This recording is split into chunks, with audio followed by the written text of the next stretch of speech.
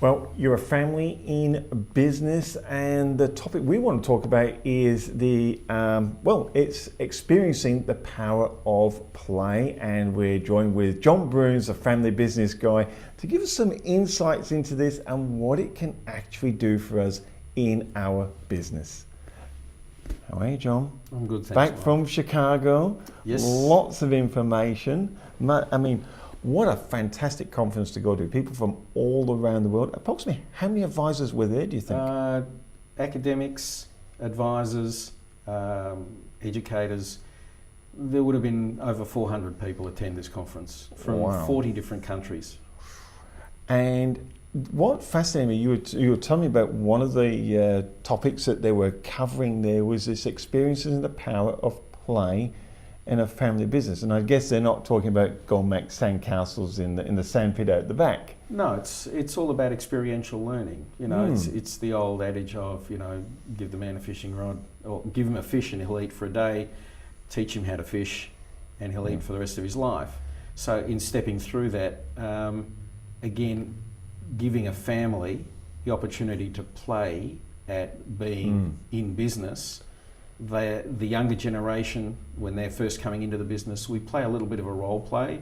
Right. How's this going to work for you? What you might expect, what you might think, ask some questions, so we can have a bit of a play in that regard. It's like, and you were telling about a proverb, and I can't remember what it was or who quoted it, but I think the last line was, involve me and I'll remember forever. I think it was like, if you just tell me, I may remember.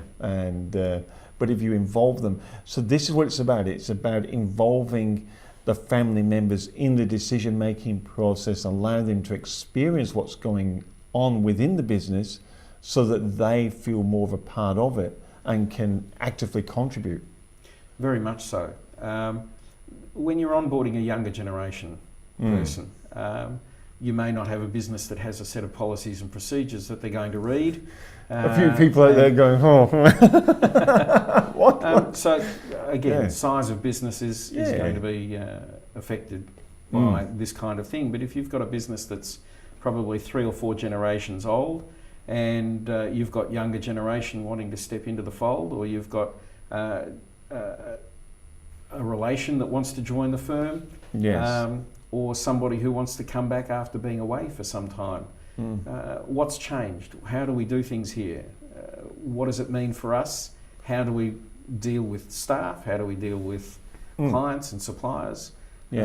We can actually role play, and it doesn't even have to be role play. It can be just games and interaction. Right. As an advisor, do you do that yourself when you're with family business? You've got these families that are in business. Is this one of the tactics that you use or you're developing? There is a game I use occasionally with values, when I talk about values with families. Okay. And it's one of these things where the family get to choose what their values are. That'll be interesting. Early in the piece, most families have never had a discussion about what do they value, what do they hold true to. And when you have a family value, that can be different from a business value. True. So where do we stand? What does it look like? So there's a great game that I play with that. And because a lot of people, they may have read books on values, and I see it all the time, books on values, and people just pick values or integrity, top customer service. But when you're with a family, you're actually trying to dig out, what do you mean by that? And you gave me an example once where the lady was getting really upset because people didn't arrive on time, in her mind. But the owner's value was, I don't watch the clock, I watch what you produce. Yeah. So in that particular case, the lady one of her values that she had been taught as a child was timeliness. You must turn up and be there on time and leave on time. And that was the way things were done. She'd worked in the business. No one had ever told her that timeliness wasn't an issue, especially the boss. Yeah. And all he was interested in was whether or not the clients were happy. Yep. And if the work was done on the day it was supposed to be done. So he achieved his goal. And when this particular lady in this conversation was made aware of that, it took away a lot of friction that had been happening in the office. Yes. So is that where you like to role play? And it must be challenging for people, because I know I've been in that situation myself, I'm sure a few of you have. You say something and people say, well, what do you mean by that? How do we work with that? Well, I mean, we've just picked a game of goals, okay? Of values, rather. Yes. And when you're playing with values, most people play with them in their head. Yeah, I think that's a great word. I really like that. Yes. But it's actually much deeper than that. How do you feel when somebody says to you integrity? Everybody will have a different feeling. Mentally, we can understand what integrity is, saying what you do, doing what you say. Yes. But if somebody was to challenge your integrity, how does that make you feel? And there's a feeling that I get when I talk about my integrity. Yes. And there's something about honesty. If I value honesty, how do you feel when somebody tells you a half-truth? Okay, well, it might have been true, but I left out the part that really matters. Yeah. Okay, well, I'm challenged by I showed that. you half the email, I cut out the other bit. So values, you know, we've gotten on to values, but these are challenges that all families will face. What are our values? How do we articulate them so that we are all on the same page? Yes. So this game playing is a wonderful door opener for those younger generation family members to step into.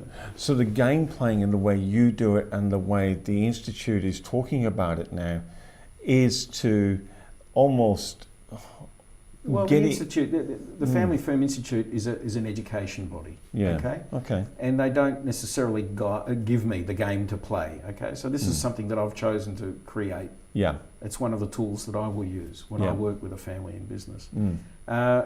It comes down to how do we actually support the family and educate them so that they can understand what it is we're trying to let them learn, help them to gain the understanding. It's opening the blinds. It's most families who are in business, they don't know what they don't know. No, true. Okay, well, most people don't know what they don't know, which is why you go to school and why you go to learn. But when we're talking about structural relationships within a family group, we still don't know what we don't know about other family members. Yes. So we don't know the history of our parents. We don't know before they were married. Very seldom until we're teenagers do we ask Nana and Grandpa, you know, what was Mum and Dad like as a kid? Right? So there's a lot of history that we don't know. But we're dealing with people that have bigger histories than what we're aware of. So we're carrying stuff that's very recent. Yeah.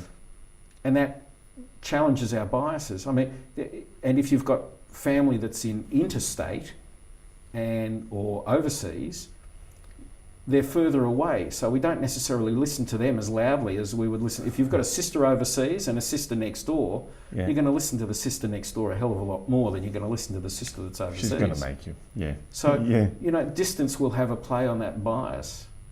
Do you find that playing games has got real value in it makes the person not feel as affronted or as not as challenged, it's a bit more comfortable to get into some of these critical areas, critical thinking styles? Definitely.